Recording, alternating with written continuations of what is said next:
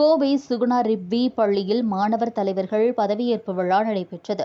கோவை காந்திபுரம் சுகுணா ரிப்பி பள்ளியில் 2024-25 ஆண்டு மாணவர்களுக்கான தேர்தல் நடத்தப்பட்டு அதில் மாணவர் தலைவர்கள் தேர்வு செய்யப்பட்டனர். இந்நிலையில் தேர்வு செய்யப்பட்ட மாணவர்களின் பதவியேற்பு நிகழ்ச்சி சுகுணா ரிப்ஸ் பள்ளி வளாக அரங்கத்தில் நடைபெற்றது.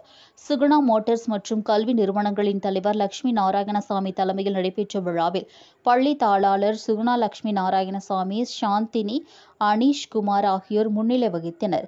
பதவியேற்பு விழாவில் பள்ளி இயக்குநரும் முதல்வருமான ஆண்டனி ராஜ், தலைமை ஆசிரியர் லீனா, நிர்வாக அலுவலர் உமாராணி உட்பட பலரும் கலந்து கொண்டனர். இதில் மாணவர் தலைவர், மாணவிகளுக்கான தலைவி, விளையாட்டு செயலாளர், கலை மற்றும் கலாச்சார செயலாளர், ஹவுஸ் கேப்டன், துணைத் தலைவர் உள்ளிட்ட பதவிகளுக்கு தேர்வு செய்யப்பட்ட மாணவர்கள் தங்கள் பதவிகளை ஏற்றுக்கொண்டனர்.